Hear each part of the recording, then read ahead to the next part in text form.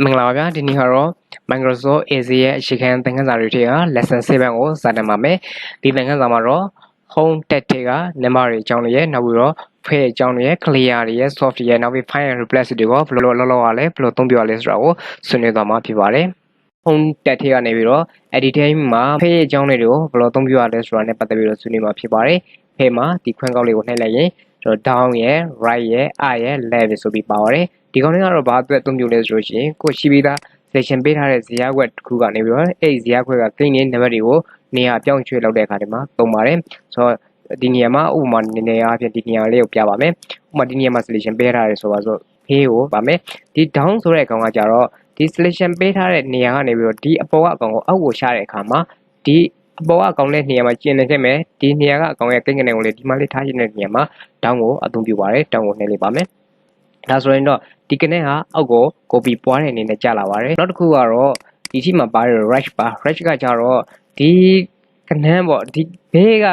းကကနေကိုညာဘက်ကကနေကိုဒီနေရာကိုဆွဲထည့်တဲ့အခါတွေမှာအသုံးပြုပါတယ်ဒီနေရာဆွဲတဲ့ဒီဘက်မှာတော့ကနေတော့မရှိပါဘူးဒါကြောင့်နမူနာနဲ့ဒီနေရာကနေပဲပြပါမယ်နေရာကဒီကနေကိုဒီဘက်ကိုဆွဲထည့်ခြင်းတယ်ဆိုလို့ရှိရင်တော့ဒီ file တွေကိုလာပြီးတော့ဒီ right ကိုနှိပ်လိုက်တာ ਨੇ ဒီကနေဟာဒီဘက်ကို copy ပွားပြီးသားဖြစ်နေတာကိုတွေ့ရပါလိမ့်မယ်။ Power tensioner ဒီကနေကိုအပေါ် tensioner ဆိုလို့ရှိရင်လည်း selection ပေးရတဲ့နေရာကို tensioner ဆိုရင်တော့ဒီအကိုနှိုက်လိုက်တာ ਨੇ ဒီ904ဆိုတဲ့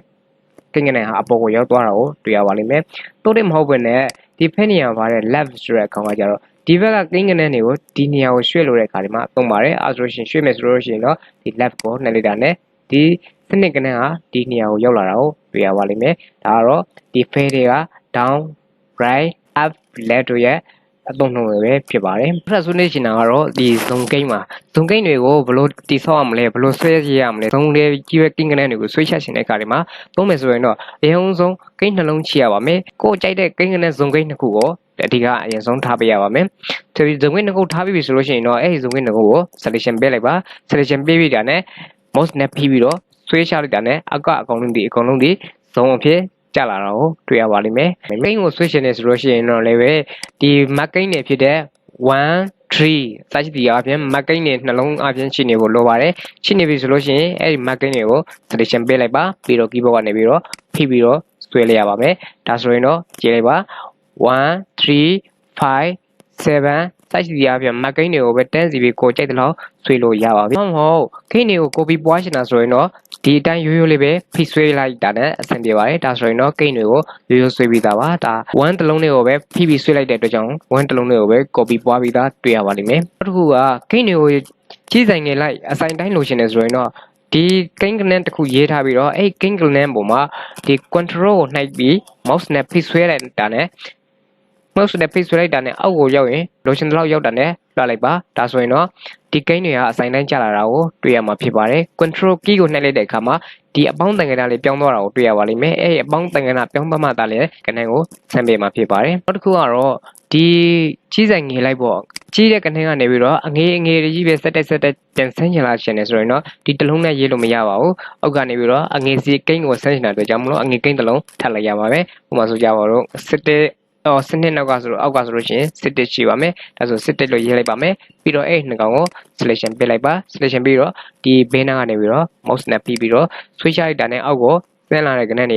ငယ်တယ်ကြီးပဲအပေါ်ကကနန်းတွေရဲ့စီးအငယ်လိုက်ကိုချပေးပါလိမ့်မယ်ဒါဆိုလို့ရှိရင်စနစ်စစ်တစ်တစ်စက်ရှိတဲ့အပြင်ကြီးဆိုင်ငယ်လိုက်ကနန်းတွေကိုဆွဲချပေးတာဖြစ်ပါတယ်အခုကကြတော့စထိုးကိန်းမှာစထိုးကိန်းရကြတော့ရလာတဲ့အဖြေကိုနောက်ထပ်ကိုသတ်မှတ်ထားတဲ့ကိန်းကနန်းတွေနဲ့ညှောက်မယ်ဆိုတဲ့အတိုက်ပဲပါဆိုတော့ဒီအဲ့အတိုင်းတွက်မယ်ဆိုလို့ရှိရင်အရင်ဆုံးတွက်လို့တဲ့ပမာဏအတိုင်းဒါဒီ selection ပေးလိုက်ပါမယ် selection ပေးပြီးတဲ့နောက်မှာဒီ fade ထဲကနေပြီးတော့ fade ထဲကိုသွားလိုက်ပါ fade ထဲသွားပြီးတော့ဒီ series နေရာကိုတစ်ခေါက်နှိပ်ပြီး series နေရာမှာရွေးစီစရာအပြင်နှစ်ခုရှိပါတယ် root တစ်ခုရှိရယ်နောက်ပြီးတော့ column တစ်ခုရှိပါတယ်ခုကတော့ column ကို selection ပေးတာအတွက်ကြောင့်မလို့သူက column အမှတ်ပြထားတာပါတကယ်တော့ဒီ root အတိုင်းလောက်ချင်တယ်ဆိုလို့ရှိရင်တော့ဒီ root အတိုင်းကိုသူကပြနေမှာဖြစ်ပါတယ်ခုလောက်ချင်တာကတော့ set token နဲ့ဒီကြောင့်မလို့ ground ကတစ်ဆင့်ချင်းကြီးနေတာဖြစ်တဲ့ကြောင့် ground ကိုနှိပ်ပေးရပါမယ် ground အကိုရွေးပေးလိုက်ပါ ground အကိုရွေးပေးတာနဲ့ဒီနေရာမှာရွေးပေးရမယ့်ကိန်းကနန်းနေရာဘာလဲဆိုလို့ရှိရင်ဘယ်နှစအထိလိုချင်တာလဲလိုချင်တဲ့အစအတိုင်းတာကိုဒီနေရာမှာရေးထည့်ရပါမယ်စစ်တစ်ကို3 3ဆလို့ရှင်နဲ့စစ်တစ်3ဆလို့ရှင်နဲ့3ကိန်းကနေမှာဆုံးမလဲဒါအစတိုင်မဲ့ကနေပေါ့ဆုံးကနာဘယ်ထိဘယ်အတိုင်းတာထိလို့ရှင်တာလဲဥမာအဖြစ်အများဆုံး900ထိဆိုတော့900လောက်လို့ရှင်နဲ့900လောက်လို့ရှင်နေဆိုလို့ရှိရင်တော့900ဆိုပြီးတော့ရေးထည့်လိုက်တယ်ဒါနောက်ဆုံးအဆုံးသတ်မဲ့ကနေပေါ့ဒီကြားထဲမှာဆက်နေဆက်မဲ့ကနေနေပေါ့ဆိုတော့စစ်တစ်ကို3ဆပွားမယ်ရလာတဲ့အဖြစ်ကိုနောက်3နဲ့ထပ်ပွားမယ်ရလာတဲ့အဖြစ်ကိုနောက်3နဲ့ထပ်ပွားမယ်အဲ့တော့ပုံမျိုးပါပဲအဲဆိုလို့ရှိရင် okay ပေးလိုက်ပါဒါဆိုလို့ရှိရင်ရလာပါပြီစစ်တစ်ကို3နဲ့စစ်တစ်ကို3နဲ့3ဆပွားလိုက်တော့33ကိုနောက်ထပ်3ဆပွားလိုက်တော့69ကိုနောက်3ဆပွားလိုက်တော့290ခွန်မှာဒီတိုင်းဆွေးကြမယ်ဆိုလို့ရှိရင်အောက်ကို900ထိဒီမှာမဆက်လို့တဲ့အတွက်ကြောင့်မလို့ဒီနားနေမှာပဲသူကရတန်သွားတာဖြစ်ပါတယ်အခုကတော့မြောက်တဲ့ကိန်းမှာမြောက်တဲ့ကိန်းကလည်းခုနဲ့ပုံစံမျိုးပါပဲနှစ်ကိုနှစ်ကိုနှစ်နဲ့မြောက်တော့လေဒါပြအမြောက်ကိန်းပုံစံမျိုးနဲ့တွားတဲ့ခါကျတော့အဲ့လိုလောက်စင်နေဆိုလို့ရှိရင်မြောက်လို့တဲ့အတိုင်းတာဒီ selection ပေးရပါမယ် selection ပေးရတဲ့ခါကျတော့ခုနဖေးတွေကိုပဲတွားလိုက်ပါမယ်ဖေးတွေကနေပြီးတော့ series ဆိုတဲ့နေရာကိုတွားလိုက်ပါမယ် series column လား row လားဆိုလို့ရှိရင်ခုလောက်ရှင်တာ column ဖြစ်တဲ့အတွက်ကြောင့်မလို့ column ကိုပြပါမယ်ပြီးတော့ near direct နေရာမှာအမှတ်ချက်ရပါမယ်အမှတ်ချက်ပြီးတဲ့ခါကျတော့ဘေးနှစ်ခုလောက်လို့ရှင်တာလဲနှစ်နဲ့မြောက်ရှင်တာအတွက်ကြောင့်မလို့နှစ်လို့ရေးလိုက်ပါမယ်နှစ်လို့ရေးပြီးတဲ့ခါကျတော့တန်ဖိုးကဘယ်လောက်ထိအဆုံးသတ်ရှင်မှာလဲဆိုတော့ကိုလိုရှင်တဲ့နောက်ဆုံးတန်ဖိုးကိန်းကနေတွေကိုရွေးထည့်လိုက်ပါမယ်ဒီနေရာမှာတော့400လောက်ထိရေးလိုက်ပါမယ်ဆိုတော့နှစ်ကိုမြောက်လာတာ400အဆုံးနဲ့ရောက်တဲ့ခါမှာရနာမယ်လို့ပြောတာပါ stop value ပါပြီးတော့ okay ကိုပေးလိုက်တဲ့ခါမှာဒီနေရာမှာရလာပါပြီနှစ်4ကိုနောက်တစ်နှစ်နဲ့မြောက်တော့6ကိုနှစ်နဲ့မြောက်တော့8ကိုနှစ်နဲ့မြောက်တော့10ကိုနှစ်နဲ့မြောက်တော့10နှစ်ပါအကင်းကနေတွေကိုရတယ်လို့ပါပဲဒီလို yes ဆွေးတွေကိုသွားရှင်နေဆိုတော့လည်းပဲဒီ yes ဆွေးပေါ့ SUM Sunday ဆိုတော့ Sunday ကနေပြီးတော့အောက်ကိုဖိပြီးတော့ဆွေးလိုက်တဲ့ခါမှာကျတော့ Sunday ဒါစားစီရပဲကိုကြိုက်တဲ့လောက် yes ဆွေးကိုသတ်မှတ်လိုက်ပေါ့ Sunday Monday နောက်ပြီး Tuesday တော့ Wednesday တော့ကြိုက်ဆက်ရှိတယ်များဒီ yes ဆွေးတွေက auto တန့်စီပြီးတော့ဆင်လာပါလိမ့်မယ်ရက်ကိုရလို့နောက်ပြီးတော့လတွေကိုလောက်ရှင်တဲ့ခါမှာလည်းရပါတယ် January နောက်ပြီးတော့ February March စရှိတရားပြန်ကိုကြိုက်တဲ့ရက်ဆွဲပမာဏကိုဆွဲချလိုက်ပါအငွေနဲ့ကြီးနဲ့ရေးထားရင်အကြီးနဲ့ဆင်းလာမှာဖြစ်တယ်လို့အငွေနဲ့ရေးထားရင်အငွေနဲ့ဆင်းလာမှာဖြစ်ပါတယ်အဲ့လိုပါပဲလကိုလောက်လို့ရတယ်လို့နှစ်တွေကိုလောက်တဲ့အခါမှာလည်းပဲအဲ့တိုင်းသုံးပြပါတယ်အဲတောင်း16ဆိုလို့ရှိရင် PB ဆွဲချလိုက်ပါဒီတိုင်းဆိုလို့ရှိရင်16လောက်ကိုပြီးလောက်ပဲပွားပါအောင်မယ် control ကိုနှိပ်ထားလိုက်ပါ control နှိပ်ထားပြီးပေးဆွဲလိုက်တဲ့အခါကျတော့ဒီမှာသူရဲ့နေတွေကလည်းပဲဆင်လာပါလိမ့်မယ်အဲ့ဒီတိုင်းမှာပဲအချိန်တွေကိုဆွဲချတဲ့အခါမှာလည်းပဲအချိန်တွေဆွဲချမယ်ဆိုလို့ရှိရင်ဒီတိုင်းနဲ့ဆွဲချလိုက်ပါဒါဆိုလို့ရှိရင်တော့ဆင်လာပါလိမ့်မယ်3နာရီ4နာရီ5နာရီ6နာရီစသဖြင့်အပြင်နာရီတိုင်းဆင်လာတာကိုတွေ့ရပါလိမ့်မယ်ဆိုရင်တော့ဒီနေရာမှာ zone gain နဲ့ mark gain နဲ့ copy gain နဲ့နောက်ပြီးတော့အဆိုင်တိုင်းဆွဲတာနဲ့ကြီးဆိုင်ငယ်လိုက် shadow gain နဲ့ပျောက်တဲ့ gain နဲ့ရက်ဆွဲလာဆွဲရက်လာနဲ့အချိန်ကြိုက်တဲ့ပုံစံမျိုးတွေကိုသတ်မှတ်လို့ရတယ်လို့ပုံစံမျိုးပါပဲတကယ်လို့ကိုကြိုက်စိတ်ကြိုက်ပုံစံမျိုးတွေကိ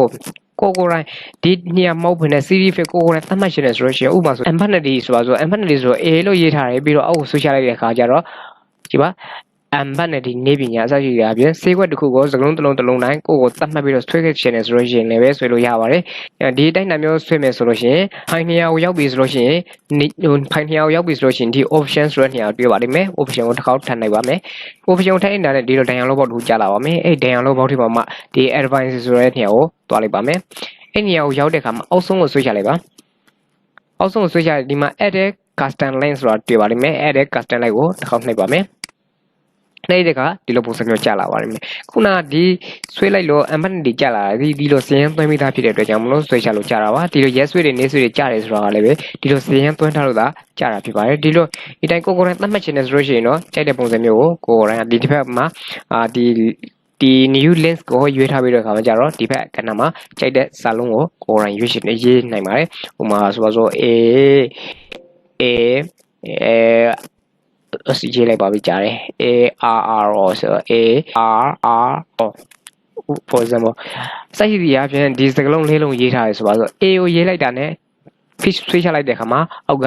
RR နာမည်ကနှလုံးက auto ဆင်လာပါလိမ့်မယ်ပြီးတော့ AR စိုက်ရှိတဲ့ပြင်သွားချင်တဲ့ဆိုတဲ့သဘောပါဆိုတော့ဒီတိုင်းရေးပြီဆိုလို့ရှိရင်တော့ edit ကိုနှိပ်လိုက်ပါမယ်ဒါဆိုရင်တော့ CM သွင်းပြီးပါပြီပြီးရင် okay ပေးလိုက်ပါပြီးရင် okay ကိုထပ်ပေးလိုက်ပါဒါဆိုရင်တော့ရပါပြီဒီနေရာမှာဖြစ်ဖြစ်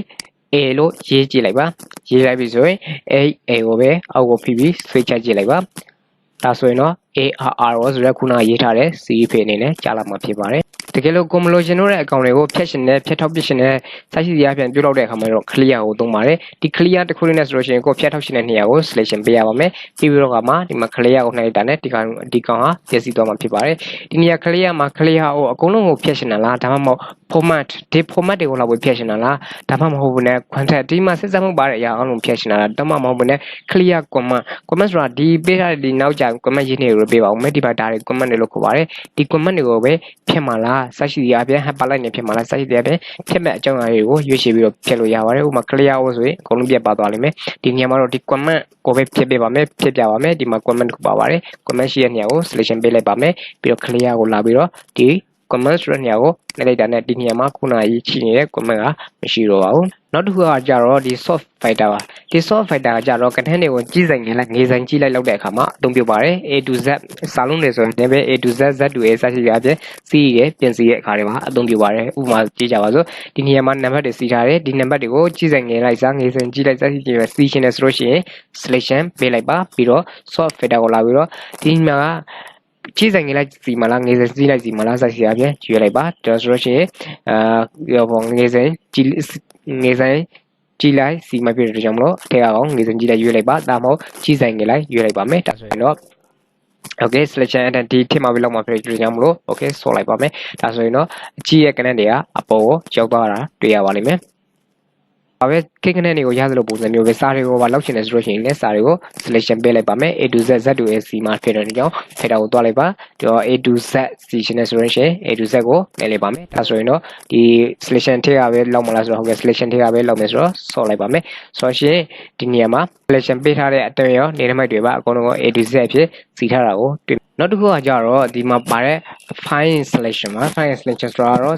့စာလုံးတွေကိုရှားတဲ့အခါမှာကိန်းဂဏန်းတွေကိုရှာဖွေတဲ့အခါမှာအသုံးပြုပါတယ်ဒီကောင်ကကိုမှာစီရင်စရာတွေဆွဲထားတယ်အများကြီးများပြနေတဲ့အခါမှာဒီမှာရှာလို့ရှားမယ်မသိဘူးနာမည်တော့တည်ထားတယ်အဲ့ဒီတိုင်းနာတွေမှာဒီကောင်တွေသုံးပါတယ်ဒီကောင်မှာ replace အစားထိုးလို့ကိုသွန်းချင်တဲ့ကောင်တွေကိုအစားထိုးလို့ရပါတယ်ဒါဆိုရင် file စကားလုံးတွေကိုရှာမယ် replace ရှာလို့ရတဲ့စကားလုံးတွေကိုအစားထိုးမယ်ဆိုတဲ့သဘောပါဒီကောင်ကြတော့ကိုစိတ်ကြိုက်ဒီလောက်ထားတဲ့အကောင်တွေကိုသွားတဲ့နေရာမှာသုံးတယ်ဒါအပြင်ထူအပြင်သုံးတယ်ပေါ့ဒီအောက်ကကောင်လေးကြတော့ formula ကိုရှာမှာလားဒီထက်မှာတွက်ထားတဲ့ formula ကိန်းတွေရှာရင် formula ကိန်းတွေပါလာတဲ့အခါကျရင်လိုက်ရှာခြင်းနဲ့ဆိုလို့ရှိရင်တော့ formula ရှာဖို့အတွက်ဒီ formula ကိုသုံးပါမယ်ဒီခေတ်လို့ comment တွေဒီ comment တွေကိုရှာခြင်းတဲ့အပေါ်ခုနတွေ့ခဲ့တဲ့ဒီ comment တွေကိုရှာခြင်းလားဆိုလို့ရှိရင်တော့ဒီ comment ကိုလိုက်ရှာပါမယ် connection formatting ဒီ connection formatting နဲ့ရွှေ့ဆွေးထားတဲ့ဇာတ်တွေပါလာပြီး connection formatting တို့ခုပြောခဲ့သလို highlight တွေပါတယ်လောက်ထားတဲ့စိုက်စီရပြန် connection formatting နဲ့လောက်ထားတယ်ဆိုလို့ရှိရင်အဲ့ဒီကောင်တွေကိုလိုက်ရှာခြင်းဆိုရင်တော့ဒီကောင်နဲ့လိုက်ရှာလို့ရပါတယ်နောက်ပြီးတော့constraint တွေလိုက်ရှာလို့ရတယ်နောက်ပြီးတော့ data validation ဒါကတော့မသိရသေးဘူးပေါ့နောက်ရှိပိုင်းတွေမှာတင်ပေးပါမယ်ဆိုတော့အခုကတော့ရိုးရိုးလေးပဲရှာအောင်စာတွေနဲ့ကိန်းတွေကိုလောက်ပဲရှာအောင်ဒီ file ကိုတစ်ခေါက်နှိုက်နေပါဖိုင်ကိုရောက်ပြီဆိုလို့ရှိရင်တော့ basic ကိုရှာချင်တာလေ RI ဆိုတဲ့ကလုံးကိုရှာမယ်ရှာတော့ခါကျတော့အကုန်လုံးကိုရှာမလားတစ်ခုချင်းရှာမလားဆိုတော့အကုန်လုံးတွေကလိုက်ရှာမယ်ဒီအကုန်လုံးတွေကလိုက်ရှာမယ်ဆိုတဲ့သဘောပါအဲဆိုတော့ file ကိုနှိုက်လိုက်တဲ့အခါမှာတွေ့ပါတယ်ဒီမှာတွေ့နေပါပြီတွေ့တဲ့ကောင်ကိုဒီမှာ selection ပြထားပါလိမ့်မယ်ဒီချီဘုံနံပါတ်2မှာတွေ့ပါတယ်လို့ပြောတာပါစာအုပ်နာမည်ကတော့ King ကနန်းတွေဆိုတဲ့နာမည်ကိုဒီမှာပေါင်းထိုင်တဲ့နာမည်နဲ့ပါပါမယ်ဆိုတော့ဒီ save web နံပါတ်ကိုလေ L3 မှာတွေ့တာပါဆိုတော့ save web နံပါတ်ကိုပြပါမယ်သူ့ရဲ့ value ကတော့ price ပါတကယ်လို့တွေ့လာပြီဒီလိုတွေ့လာပြီဆိုလို့ရှိရင်တော့ဒီတွေ့တဲ့ content ကို replace လုပ်ဆိုရင်ဆိုလို့ရှိရင်တော့ replace ကိုတွားလိုက်ပါမယ် replace တွားလိုက်ပြီးတော့Friday ပါတော့ဒီ Friday ဆိုရဲဟို USA ဆိုပြီးတော့တောင်းလိုက်မယ် USA ဆိုတော့ဒီ Friday ဆိုတဲ့စကားလုံးကို USA ဆိုပြီး pronounce ချင်ဆိုလို့ရှိရင် replace ကိုစားထိုးလိုက်လို့ရပါတယ်တကယ်လို့ဒီ Friday ကနောက်နေရာတွေမှာလည်းပါနေပြီဆိုတော့ပါနေတယ်ဆိုရင်တော့ replace all လောက်လိုက်တာ ਨੇ နောက်ပါတဲ့ခေါင်းတွေကိုလည်းအကုန်လုံးက USB ပြောင်းသွားပါလိမ့်မယ်ဒီ replace တစ်လုံးတွေကိုပြောင်းလိုက်တဲ့သွားပြန်ဒီတစ်လုံးကိုပဲ replace ဒီ USB ဖြစ်အစားထိုးပြီးတော့ဖြစ်ပါတယ်ဒါဆိုတော့ replace ကိုနှိုက်လိုက်ပါမယ်ဒါဆိုလို့ရှိရင်ခုနက Friday ဒီနေရာမှာ USA ဆိုပြီးတော့ပြောင်းသွားတာကိုတွေ့ရပါလိမ့်မယ်အဲ့တိုင်းပါပဲကိန်းကနန်းတွေကိုရှာရင်လည်းပဲဒီတိုင်းပဲရှာပါမယ် file ထဲကနေပြီးတော့ကိုကဘယ်ကိန်းကိုလိုချင်တာလဲ10ပါတဲ့ကိန်းကိုလိုချင်တယ်10ပါတဲ့ကိန်းကိုလိုချင်တယ်ဆိုလို့ရှိရင်10လို့ရေးထည့်လိုက်ပါပြီးရင်တော့ file ကိုရှာလိုက်ပါဒီထဲကအကုန်လုံးကိုရှာမှာဖြစ်တဲ့ကြောင့် file ကိုလို့ရှာလိုက်တယ်10ကတစ်ခုပဲပါပါတယ်ရပြီဆိုလို့ရှိရင်အဲ့10နေရာမှာအစားထိုးရှင်တယ်ဆိုလို့ရှိရင်တော့ replace ကိုသွားပါမယ်ဒီ10ကိုဘာနဲ့အစားထိုးမှာလဲဟို900နဲ့အစားထိုးမယ်900အစားထိုးမယ်ဆိုလို့ရှိရင်တော့အကုန်လုံးကိုအစားထိုးမှာလားဆိုတော့အကုန်လုံးကိုအစားထိုးမှာမဟုတ်ဘူးဒီတစ်ကောင်လေးကိုအစားထိုးမှာဆိုလို့ရှိရင် replace ဆိုတော့ခုနကတရားဒီနေရာမှာဘာဖြစ်သွားလဲ10ဒီခုနကဘာဖြစ်သွားလဲဆိုလို့ရှိရင်900ဖြစ်ပြောင်းလဲသွားတာကိုတွေ့ရမှာဖြစ်ပါတယ်ဒါကတော့ ဒါဆိုတော့အကလုံးပြီးပြီဆိုတော့ close ကိုပိုက်လိုက်ပါဒါကတော့ဒီနေရာမှာပါတယ် find and replace ခုလိုရဲ့ပါတယ်ဒါဆိုရင်တော့ကျွန်တော်ဒီ find and replace ကိုအကြောင်းပြပြီးတော့များပြားလာတဲ့ဇာတ်တွေကစာလုံးတွေလက်ရလို့ရမယ်စာလုံးတွေကိုအစားထိုးလို့ရမှာဖြစ်ပါတယ်ဒီလိုစကားပြင်စာနဲ့ကိန်းကနန်းတွေကိုရှာတတ်ရင်ရပါပြီဆိုတော့ဒီသင်ခန်းစာမှာတော့ဒီလောက်ပါပဲနောက်သင်ခန်းစာတွေမှာပဲပြန်ပြီးတွေ့အောင်ဗျာ